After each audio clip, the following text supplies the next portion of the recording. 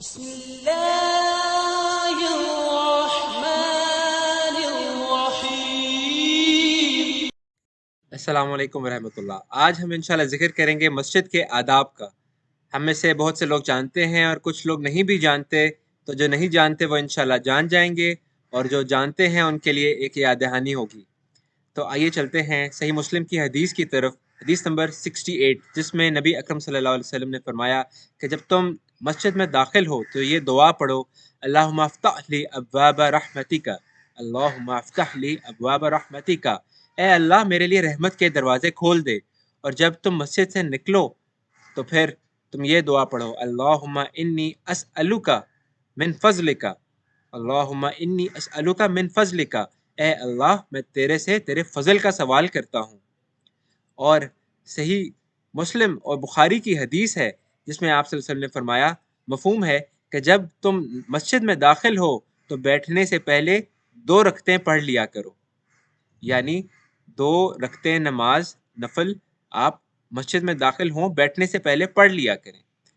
اور پھر حدیث ہے مسلم اور بخاری کی 803 کہ جو شخص تم میں سے ان 2 پودوں میں سے کوئی چیز کھائے، یعنی پیاز اور لہسن کا ذکر ہے کہ ان 2 پودوں میں سے کوئی چیز کھا لے تو وہ مسجد میں نہ جائے، کیونکہ جس چیز سے انسان تکلیف محسوس کرتے ہیں اسے فرشتے بھی تکلیف محسوس کرتے ہیں، اور اگر تم کو کھانا ہی ہے تو پھر اس کو پکا کر کھاؤ۔ یعنی ہمیں اس چیز کی اس حدیث سے پتہ لگتا ہے کہ ہمیں اپنے منہ سے بدبودار چیز نہیں آنی چاہیے، ہمارے جو نمازی بھائی ہیں ان کو کوئی تکلیف نہیں پہنچنی چاہیے، صرف منہ ہی سے نہیں، اپنے لباس سے، اپنے جسم سے کسی قسم کی کوئی بو نہ آئے۔ اللہ کے حضور جا رہے ہیں، اللہ کے گھر جا رہے ہیں، جس طرح ہم دوسروں کے گھر سج سنور کر جاتے ہیں، جس طرح ہمیں کوئی دنیا کے بادشاہ بلا لیں تو کس طرح ہم پرفیوم لگا کے اور سب کچھ باڈی سپریز لگا کر اور پھر تیار ہو کر اچھے طریقے سے جاتے ہیں اللہ کے بلاوے پر۔ اللہ کے گھر اس سے بڑا بلاوا کیا ہوگا؟ بالکل اچھے طریقے سے خوشبو لگا کر، اچھا لباس پہن کر، اچھے پرفیومز لگا کر ہم اللہ کے حضور جائیں انشاءاللہ۔ اور پھر حدیث نبی صلی اللہ علیہ وسلم کا مفہوم ہے، بخاری مسلم کی حدیث ہے کہ مسجد میں تھوکنا گناہ ہے اور اس کا کفارہ اس کو دفن کرنا ہے۔ اور ایک اور حدیث کے مطابق کہ مسجد میں تھوکنے اگر آپ کو اشد ضرورت پیش آ ہی جائے تو فرمایا گیا ہے، حدیث کا مفہوم ہے کہ تم اپنے سامنے مت تھوکو کہ تمہارے اور تمہارے قبلے کے درمیان تمہارا رب ہے، اور تم اپنی دائیں جانب بھی مت تھوکو کیونکہ اس جانب فرشتہ ہے۔ تم اپنی بائیں جانب، اور ایک حدیث کی روایت میں آیا ہے کہ اپنے بائیں جانب اپنے پاؤں کے نیچے تھوکو اور پھر اس کو دفن کر دو۔ تو ہمیں ہر صورت پہلے تو بچنا چاہیے کہ مسجد کو ہم اس طرح گندگی اور غلاظت سے پاک رکھیں، لیکن اگر اشد ضرورت ہے ہی تو اپنے پاؤں کے نیچے تھوک پھینک کر اس کو دفن کر دیں، اور کارپیٹس وغیرہ اگر جس طرح ہم نے آج مسجد میں بچھائے ہوتے ہیں تو پھر اس کی باقاعدگی سے صفائی کریں انشاءاللہ۔ آگے چلتے ہیں، رسول اللہ صلی اللہ علیہ وسلم بخاری مسلم میں فرماتے ہیں کہ یہود و نصارہ پر لعنت، جنہوں نے اپنے انبیاء کی قبر کو سجدہ گاہ بنا لیا، کہ پھر فرمایا کہ تم میری قبر کو سجدہ گاہ نہ بنانا۔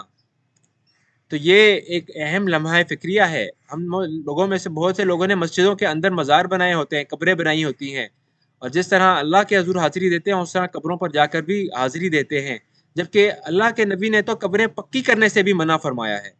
تو اس چیز سے جتنا بچا جائے، جتنا ممکن ہو بچنا چاہیے۔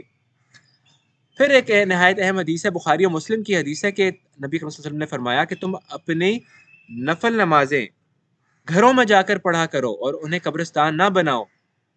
اس طریقے سے آپ انشاءاللہ ریاکاری سے بھی بچ جائیں گے۔ لمبی لمبی نمازیں پڑھ کے جو آج ہم دکھاتے ہیں دوسروں کو، اس سے بھی بچ جائیں گے۔ فرض نماز اپنی پڑھیں، اپنے گھروں کو قبرستان نہ بنائیں، ان میں جائیں، اپنی اولادوں کے سامنے، اپنے اہل و عیال کے سامنے، اپنے بچوں کے سامنے، ان کے سامنے نوافل ادا کریں تاکہ ان کو بھی اس کی اہمیت کا احساس ہو، اور جو وہ دیکھیں گے وہ وہی کریں گے۔ تو ضرور گھروں میں بھی اپنی نمازیں پڑھیں اور ان کو بھی اللہ کے ذکر سے آباد کریں۔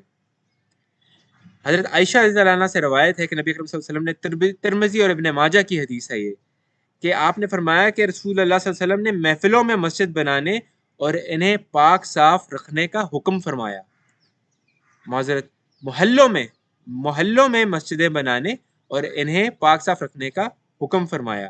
تو ہمیں آباد ایریاز میں مسجدیں بنانی چاہیے تاکہ لوگ ادھر پہنچ کر نماز باجماعت ادا کر سکے، ایک نماز کی بجائے 25 نمازوں کا ثواب حاصل کر سکے، اور بعض روایات میں 27 تک کا بھی ذکر آیا ہے۔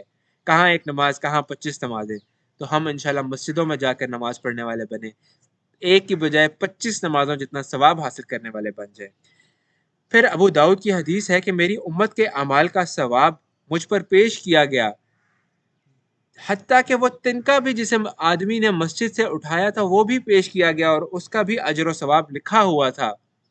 اور سب سے زیادہ جو گناہ کی بات آپ صلی اللہ علیہ وسلم نے بتائی اسی حدیث میں، وہ یہ کہ کسی کو اللہ نے قرآن کی صورت عطا کی اور پھر اس نے اس کو بھلا دیا، یعنی اس نے پہلے اس کو یاد کیا اور پھر اس نے اس کو بھلا دیا، اس کا ذکر نہ کیا، اس کو اپنی زبان پر نہ لایا، اس کو پس پشت ڈال دیا اور پھر اس کو بھلا دیا۔